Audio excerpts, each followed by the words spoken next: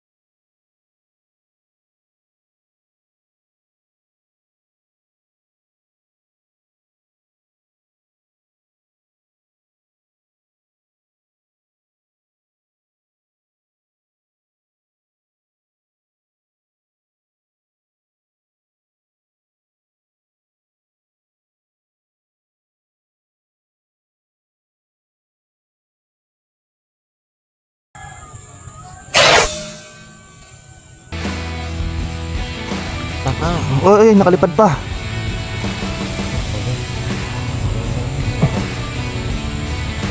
Ayan, nakalipad pa mga bossing. Siguro rin, makakaya. So yan, stay tuned. At nakarami tayo dito sa isang pwesto.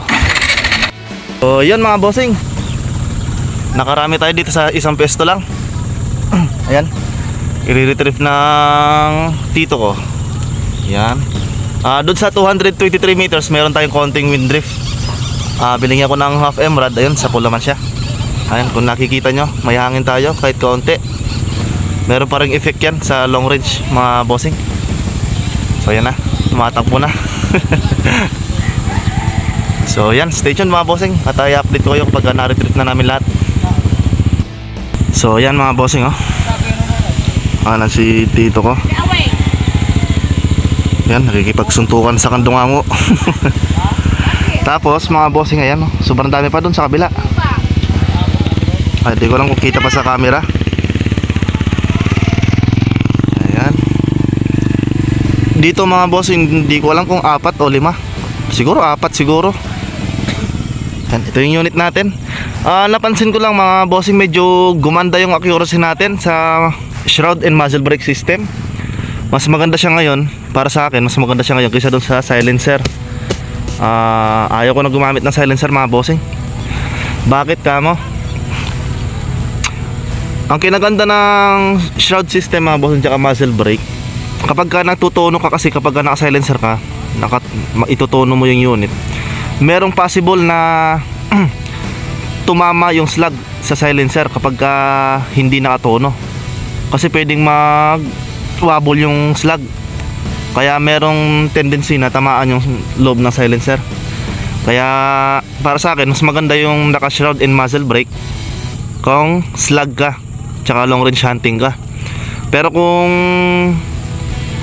habong yung laro mo mga Hunters Kura, kailangan mo talaga ng silencer. Pero yung performance nitong shroud ni Sir Zaldi mga bossing, hindi siya nalalayo sa performance ng sidekick suppressor. Magkasintahimik sila. Ang kinaganda lang nito, meron siyang muzzle brake, nalilis yung kanyang recoil. Bali parang nawawala na yung recoil niya para sa akin, kasi hindi ko naramdam yung recoil niya kahit pa may bala. Yan. So currently meron pa tayong 3,200 plus PSI sa ating tangke. At ang karga natin kanina, yan, 3,900 kanina to. Ayan, bumira tayo ng mga mga showback tsaka kadungango. Sobrang takaw sa hangin mga bossing, kaya ayaw ko man karga ng 3,000 plus, kaya kailangan talaga. At atiwala naman ako sa regulator ko tsaka receiver tsaka tangke. Hindi ko naman ipapahamak niyan. Tested to mga bossing sa 6,000 PSI yata po yung pagkakalam ko na tinetest nila to. Tsaka yung regulator natin, bagong polish. Pinagmasdan ko siya kagabi mga bossing, 3.9 yung karga. Tapos yung output 2.2, tinignan ko kung tataas yung output. Yan, hindi naman. Maganda yung pagkaka-maintenance natin. Wala siyang creep. So yan mga bossing, stay tuned. Ayan, pabalik na yung tito ko. Na-retrieve na yata lahat. Yan, oh. Yan. Okay, stay tuned. 105 meters.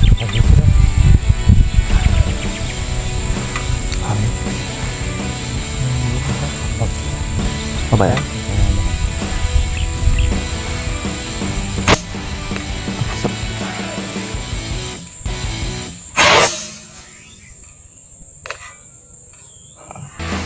Full.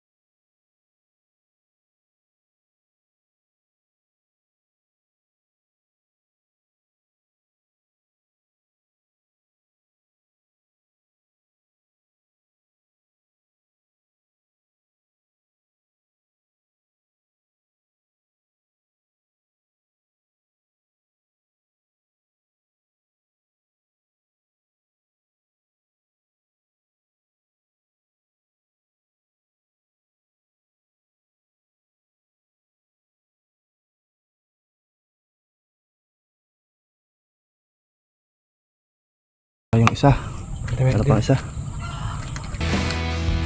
99.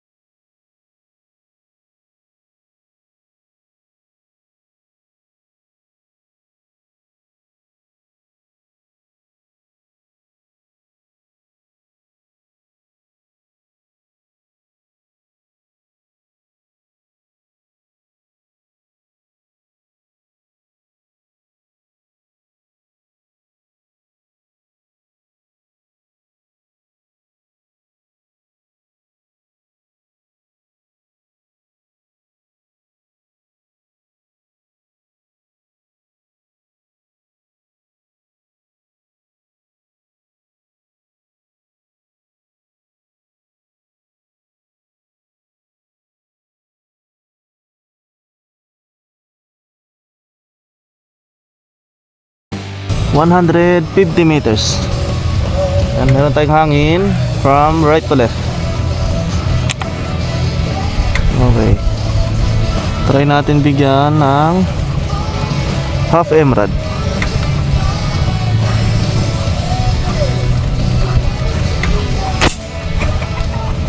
Ayun. Sobra yung half emerald. Okay, meron pa. Sige, pabutin.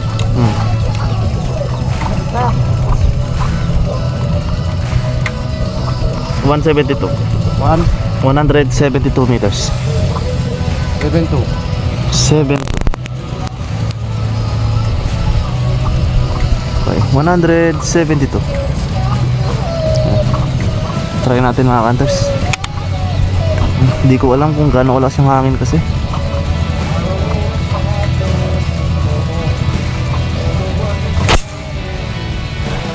Okay, mukhang sobra. Isa pa.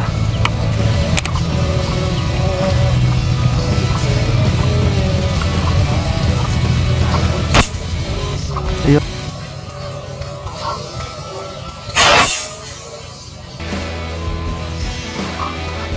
Ayun, sa pool. Ito, meron pa.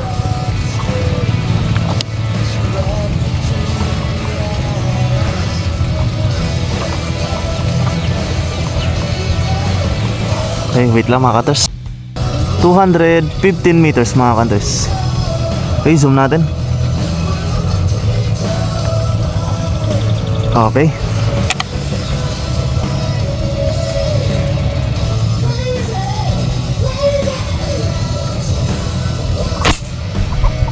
So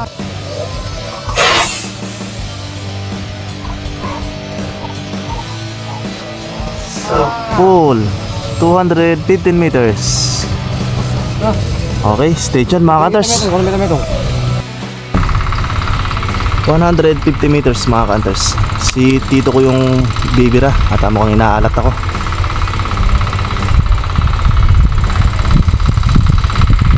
Ayan. Tarang may takay na. Baka mag-stable dyan.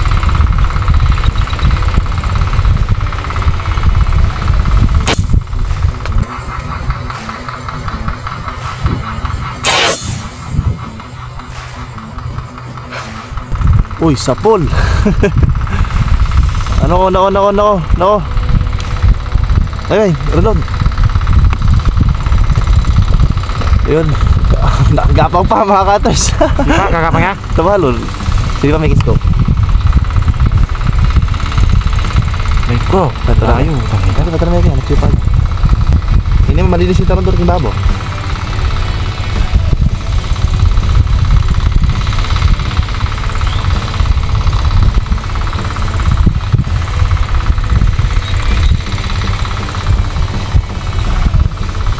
Salo yata nagdanat. So yan, stay tuned mga cutters. Hanapin namin mamaya yan. Yan mga cutters, 105 meters. Si Tito kulit yung bibira. Hindi ka makas ah. Okay, dead center.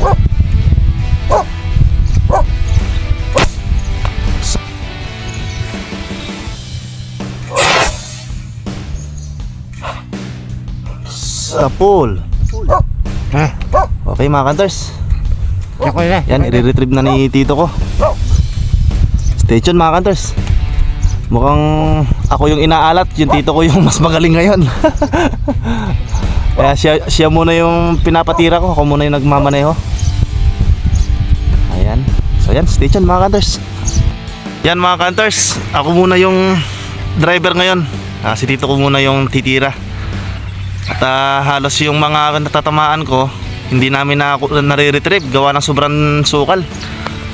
3 na yung tinamaan ko na hindi namin nakuha. Kaya mukhang inaalat ako. Ayun, si Tito ko yung bumira dun sa sa dalawa. Ayun, tinamaan niya. Ayun, nandun siya sa kabila. I-retrieve niya mga cutters. Hindi ko lang alam kung kita.